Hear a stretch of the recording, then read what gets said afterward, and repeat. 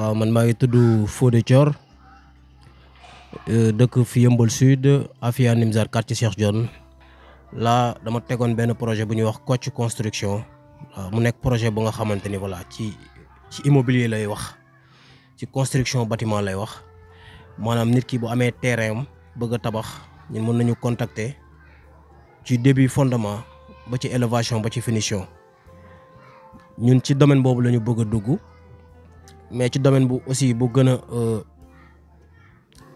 a peut-être bu mën naa ko wax bu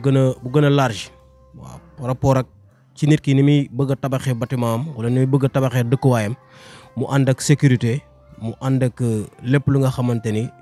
bis bu ko taxawalee dina xam ne bâtiment bu waroon def 5 ans xëy na mën na def 10 ans mën na def 15 ans mën na def 20 ans. comme ni ko Dunia Katu di defee en tant que hub en tant que kuréel boo xamante ni dafa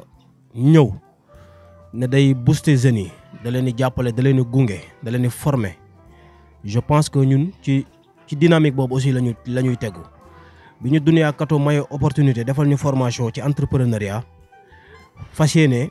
ne ñun daf ñu bëgg a gunge muy ñu am ak ñu ñàkk bañ a am mais jàpp nañu ni lii suñu rôle mooy ñun en tant que ndaw dëkk bi en tant que ndaw gox bi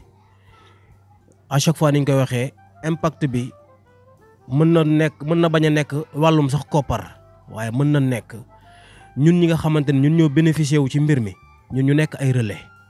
ñun ñu mën a relayer information bi relayer formation bi relayer capacité yi nga xamante ne ñun jëlee nañ ko ci formation bi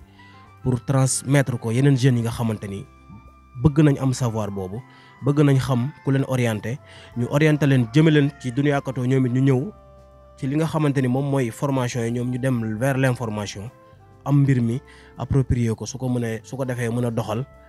seen xalaat bi nga xamante ne mu ngi ci ñoom te leen rek la ñuy xaar ku leen ko yeewal. je pense que ñun ak yéen dañu nekk ay collaborateur direct pour mën a jëmmal loolu fii ci gox bi pour mën ko jëmmal au niveau national wala au niveau local waaw ba waree international. je pense que loolu mooy nekk mot de la fin bi gën leen a ñaax suñu bopp fi ngeen teg seen tànk foofu la ñun ñëpp dañuy boole def benn synergie pour li nga xamante ni moom moo ñu tax a jóg muy développement localité bi di ci activer wu à temps su ko defee lépp lu ñu bëgg ñu mën ko am incha allah merci beaucoup.